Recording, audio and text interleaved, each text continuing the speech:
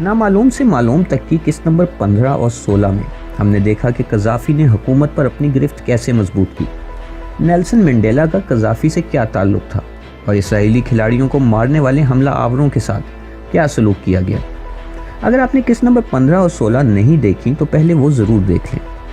آج نامعلوم سے معلوم تک کی قسط نمبر 17 میں ہم آپ کو بتائیں گے کہ سبز کتاب کا مرغیوں سے کیا تعلق تھا، قذافی اپنے دشمنوں کا شکار کیسے کرتا تھا، اور بنغازی کے باسکٹ بال اسٹیڈیم میں وہ کون سا واقعہ پیش آیا جس نے پوری دنیا میں تہلکہ مچا دیا۔ اس سب کے لیے دیکھتے رہیے قذافی عروج و زوال کی کہانی حصہ سوم۔ اس سیریز کی تمام اقساط دیکھنے کے لیے ہمارا چینل سبسکرائب کریں اور بیل آئیکن کو کلک کریں تاکہ تمام اقساط آپ تک بر وقت پہنچ سکیں۔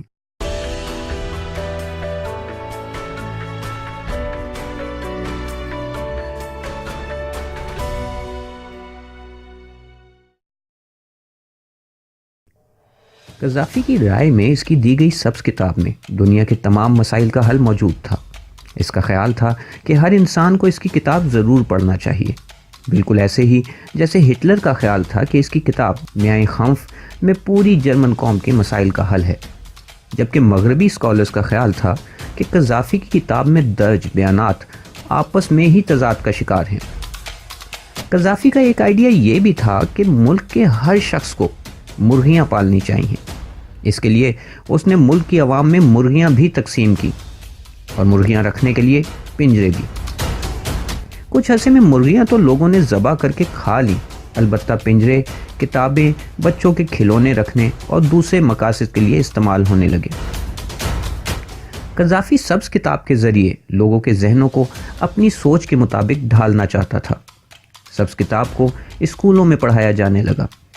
اس میں پیش کیے گئے نظریات کو عام عوام کے ذہنوں میں بٹھانے کے لیے مختلف طرح کے پروگرام ترتیب دیے گئے۔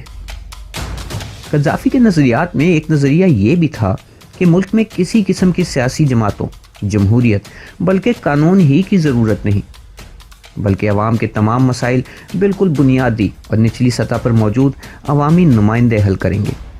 یہ تمام حربے صرف عوام کو یہ دکھانے کے لیے تھے کہ ملک ایک خاص نظام کے تحت چل رہا ہے، جبکہ حقیقت میں لیبیا میں آمریت ہی تھی اور تمام طاقت اور اختیارات صرف اور صرف معمر قذافی کے پاس تھے۔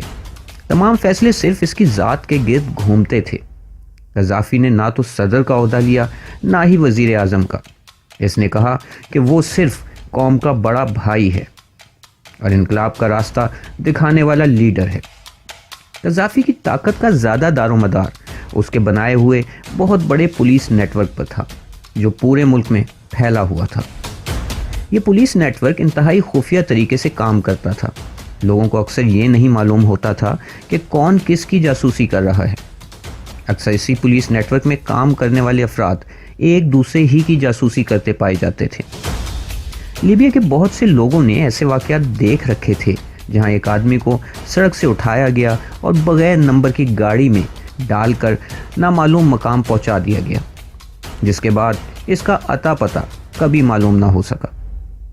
ہر انسان میں یہ خوف بیٹھ جاتا تھا کہ اگر اس نے کچھ غلط کیا تو اگلی باری اس کی ہوگی، اور اگر قذافی نے فیصلہ کر لیا کہ اسے کسی فرد سے خطرہ ہے تو اسے لیبیا کی کوئی طاقت نہیں بچا سکتی۔ ایسا ہی ایک واقعہ بنغازی کے اسٹیڈیم میں سن 1984 میں پیش آیا، جس کو قومی ٹی وی پر براہ راست دکھایا گیا۔ کئی سو افراد، جن میں اکثر 6 سال سے کم عمر بچے بھی تھے، بنغازی کے باسکٹ بال اسٹیڈیم میں جمع ہوئے۔ یہاں جج اپنی عدالت لگا کر بیٹھ گئے اور ایک شخص صادق شودی کا فیصلہ سننے لگے۔ صادق ایک نوجوان لڑکا تھا جو امریکہ میں انجینئرنگ کی تعلیم حاصل کر رہا تھا۔ جب صادق واپس لیبیا آیا تو اس پر الزام لگایا گیا کہ وہ حکومت کا تختہ پلٹنے کی ایک سازش میں ملوث ہے۔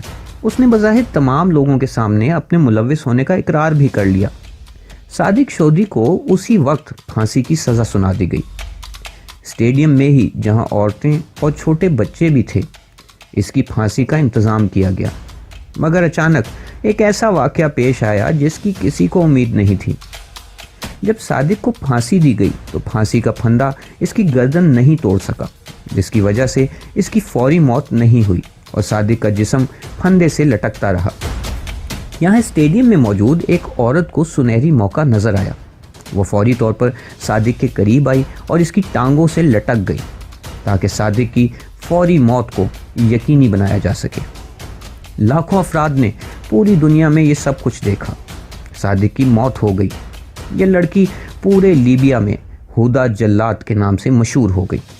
قذافی نے بھی یہ سب کچھ دیکھا اور ہدا کو لیبیا کی امیر ترین اور طاقتور ترین عورتوں میں شامل کر دیا تاکہ لیبیا کی عوام کو مثال کے ذریعے یہ پیغام دیا جا سکے اور دکھایا جا سکے کہ قذافی سے دشمنی کی کیا سزا ہے اور اس سے دوستی کیسے فائدہ مند ثابت ہو سکتی ہے۔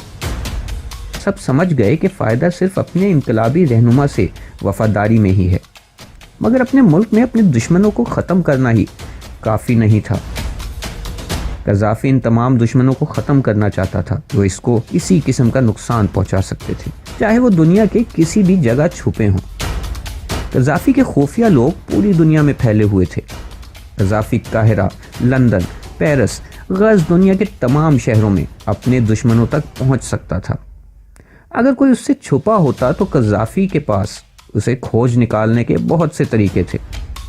وہ ملک سے بھاگ جانے والے دشمنوں کو آوارہ کتے کہہ کر پکارا کرتا تھا اور بقول اس کے وہ آوارہ کتوں کا شکار کرنا جانتا تھا۔ قذافی کے عروج و زوال کی کہانی ابھی جاری ہے۔ اگلی قسط میں ہم آپ کو بتائیں گے کہ قذافی کیسے اپنے دشمنوں کا شکار کر کے ان کو موت کے گھاٹ اتارتا تھا۔ وہ کون سا افسوسناک واقعہ تھا جس پر برطانیہ نے لیبیا سے تعلقات مکمل ختم کر لیے؟ لیبیا کی فوج نے امریکی فوج کو کیا دھمکی دی اور نتائج کیا نکلے؟ یہ سب جاننے کے لیے نامعلوم سے معلوم تک کی اگلی قسط یعنی قسط نمبر 18 ضرور دیکھیں۔ اگر ویڈیو پسند آئی ہو تو ویڈیو کو لائک کریں۔